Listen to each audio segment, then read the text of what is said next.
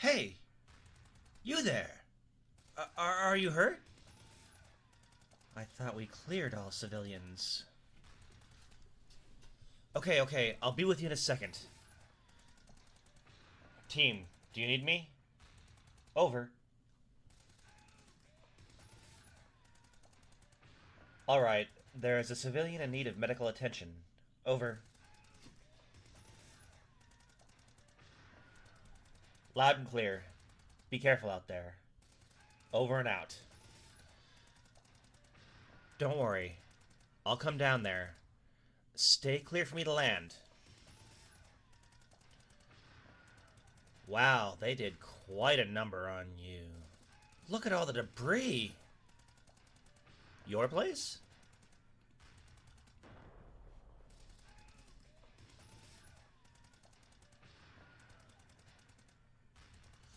Oh, it is really loud out there. They're really going at it.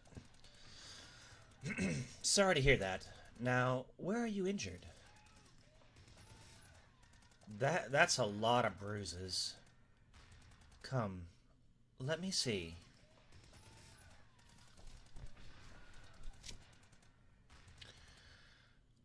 You really got lucky, huh? Any broken bones or other pains I should be aware of?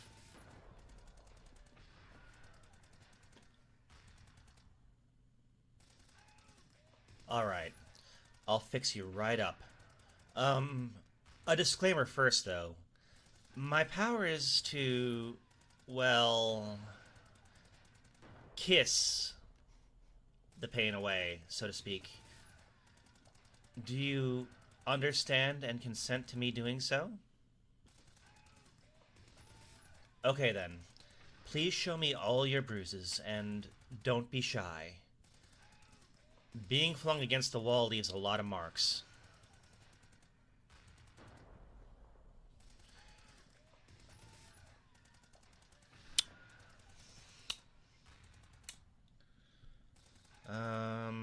There's another one.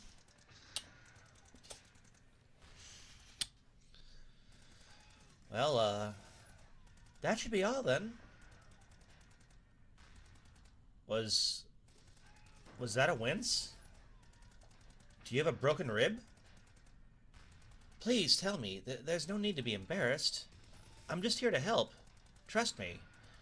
Mending bruises and bones with my kisses is one of the easier things to handle.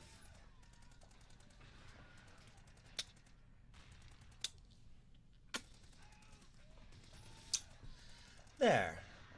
It should be better now.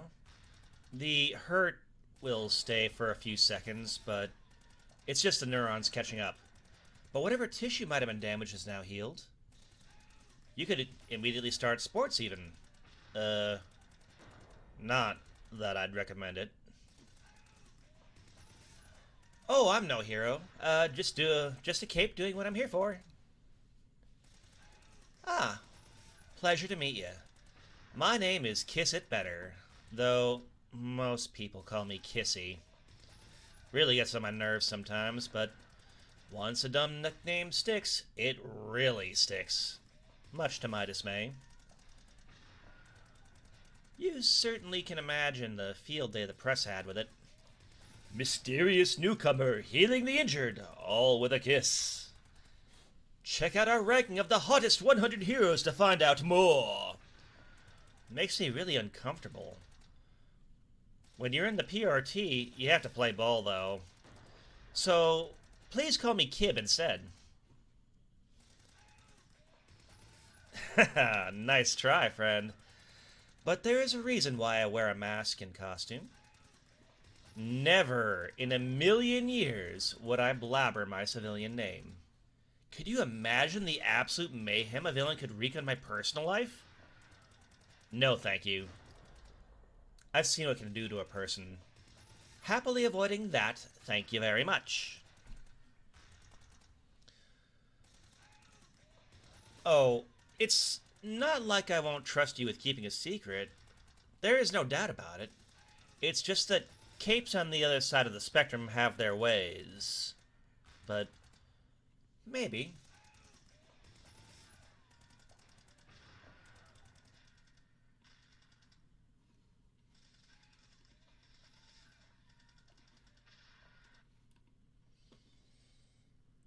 Looks like the fight back there might take a while anyway, so...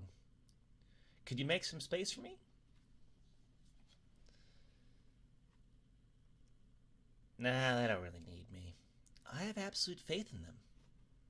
Class 4 should be within our, or well, their range. Don't you worry. They'll radio me if they need my abilities, but... yeah.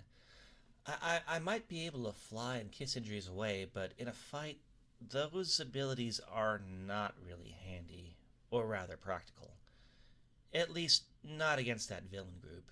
So our leader advised me to stay out, look for anyone on the outskirts, since there would be property damage, and it would be substantial. I also lack the sturdiness, so I'm best suited to this job here.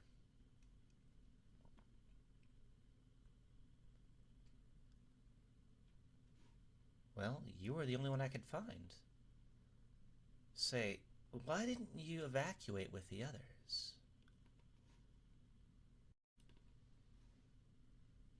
Well, I'm sorry. That's a pretty dumb move, man. But I trust you have learned your lesson.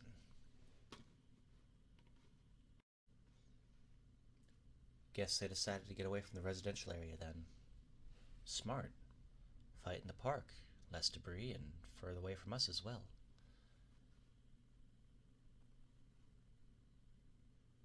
Come. Rest your head in my lap. Oh, it's not for your benefit. It's for mine. My hands need something to do.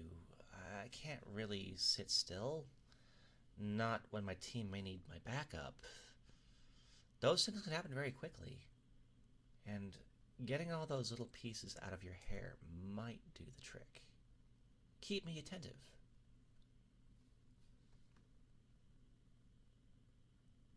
I won't ask twice.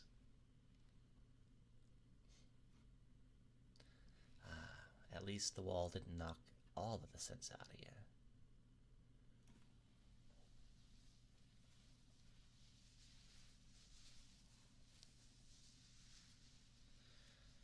Well, I appreciate the interest in me, but there's not really much to say. A fledgling is what I am. I haven't really settled into my role at the PRT yet, but that will come with time. Oh, I had my power longer than that. It's just... getting in the crossfire is not really my thing. Mopping up the aftermath is more my comfort zone. For a while, I did just that.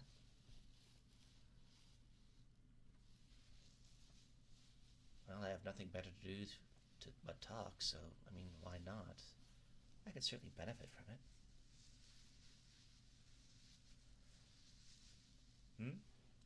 Yes, what I say here stays here. And I'll ask you for a thing once we part ways, to guarantee my safety. Does that sound good? Okay then, it's a deal. So, how much do you know about me then, and how much nonsense did the media blast out?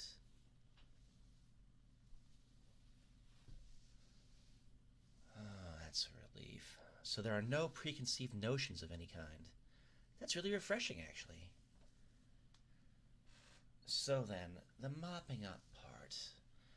I did that for a while, at least. Starting doing so in Switzerland, in Lausanne.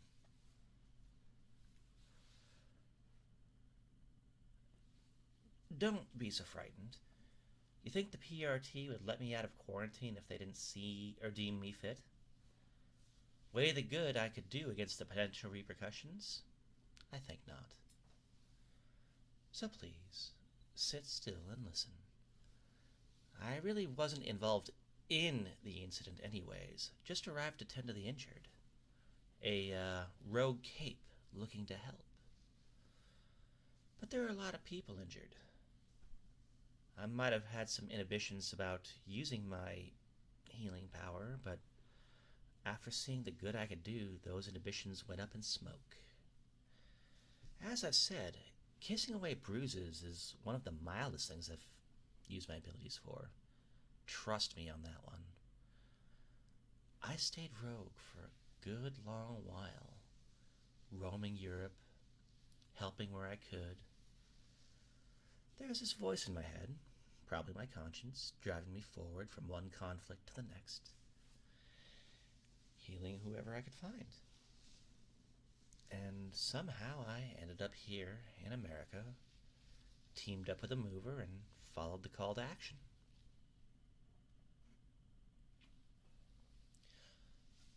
Yes, my second Endbringer event.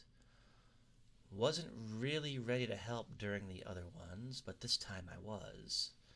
So I stayed at the camps that the PRT set up, treated the other capes and movers, or as movers brought them in, civilians too.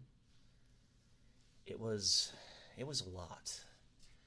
In Europe, I could help those in need at my own pace, but in that camp, it still haunts me. The screams, the blood, the noises of capes clash against the force of nature. But it motivated me to sign up, to join the PRT. A way to offer my help more readily during such incidents. It is all I can do. I can't fly that well, and if anybody higher than in Class 3 looked at me funny, I might just evaporate. But helping those in need is what I do best. And the PRT has the means to get me where I'm needed. Even if the participant of their... even if I have to participate, in their social media circus. Ugh. Guess making the newcomer with the suggestive power a hot new star couldn't be helped. I just wish people wouldn't get any funny ideas. And I'm not that young either, although my looks are partly owed to my powers, so I get the misconception. Okay. I will only ever give you this advice once. But asking a cape where they got their powers from is a pretty taboo subject. I might be okay with it. However, other people who got their powers more recently are often pretty traumatized by it. With others, it implies a level of trust or of intimacy that simply isn't there. Or it may mean the event burrowed deeper in themselves than is comfortable to admit. It's like asking a stranger to undress for you, so please keep that in mind. There's all the bits of concrete in your hair. Now, don't wiggle about. I'm just furthering blood flow to your brain. And my mouth might be busy, but my fingers need a task as well. So stop squirming, please. See, it's nice. Plus, it gets all the dust out. So the awakening of my power. Please don't laugh. It really is a teenage story. Actually, it isn't even that. Just an event. I can say that now, in hindsight, in the middle years of gymnasium, practically at the mercy of puberty, the tale has its beginning. Oh, true. I forgot. You Americans have a different school system. Gymnasium is after elementary school, and its education goes till the age of 18 or 19, typically. Anyways, there I was, hormones raging through my body, moody as can be, crushing hard on one of the other students in my class. Pretty eyes, devilish smile, and a great sense of fashion. Clothes can work wonders. For a long time I was just staring. You know how it goes. Your attention fully absorbed by a laugh, a gesture, interests, hobbies. I might have paid more mind to that than actual class. but I was content to do so, at least for a while. But my best friend at the time confided in me a confession to the one I loved. Plans, letters, gifts, the whole cute kind. The ugly kind. Instead of supporting my friend, I started to plot a confession myself. In contrast to some people, I really wasn't shy, so to speak. Timid, yes, but straightforward and blunt. If the subject of my admiration wasn't so far out of my league, I would have pledged my undying teenage affection already. So, driven by envy, I lured my love to a secluded spot and confessed, blabbering all kinds of romantic nonsense, at least what young me thought was romantic anyways. And I was so sure that deep, all-encompassing feeling would be reciprocated. All manner of fantasies had played out in my head over the years. Romance, marriage, a family, the whole sweet thing. Only a brain powered by puberty can fabricate. Sure, the distant possibility of rejection may have been considered at some point, but there simply was no place for such admission of failure amongst all of those well-made-up stories. The worst thing I could hear that day was no, right? Well, I won't retell the words that were said to me, just that they were hurtful. Deeply so. To the core, actually. There I stood, crushed, tears running down my face, but I just couldn't believe it. So I tried to force a kiss. If I just showed how I felt, then surely... Not only did that make things worse, but my friends saw that as well. If words could cut flesh, then I would have bled rivers that day. On top of all that, the two now confessed to each other. Losing my best friend, the love I was so assuredly mine, my world crumbled there. I must have slumped, utterly unable to comprehend what had happened. Something happened in that moment, though. I'm pretty sure of it. My trauma had given form somehow. My powers manifested. I didn't know at first, obviously, but over the course of a grueling month of heinous insults, I grew more handsome, more beautiful. As I am now, I got together with someone else, but only to convince myself of never wanting the other person to begin with. Not the healthiest coping mechanism, but I was a teenager at the time. It also helped me get back on my feet and find a new circle of friends, but that month was probably the absolute lowest point in my life. Anyways, the flying part was something I discovered easily, but I really kept it hidden. Wouldn't want to attract attention. Most of my other powers I only discovered later. Kissing my own hurt away actually works too. Just not everywhere, as you can imagine. The whole lips on elbow thing, or is it the nose? I can't remember. Oh, looks like I have to cut my story short. My team has gained the upper hand. Took them long enough. Oh, yes, the other power. Do you remember the promise you gave me before I told you my backstory? The thing I'd ask you? Yes. I'll ask you to kiss me. Hey, we made a deal. Don't force my hand.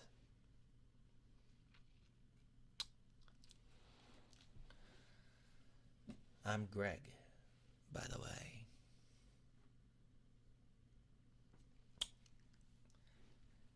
Great. Now try telling me my name. See? You can't. And it doesn't only work with speech. Not even a thinker can break this bond. No amount of mind reading or compulsion can make you reveal my secrets. Ah, I see that you realize that it is still there, that you can still remember. I call it my kiss goodbye. With it, I can always find you as well, feel what you feel. I might even check in on you from time to time. So don't get surprised by me appearing somewhere near you. Flying towards someone kissed is like jumping over a tiny puddle. Distance becomes meaningless. And that one was for the road. With that, I'll leave you.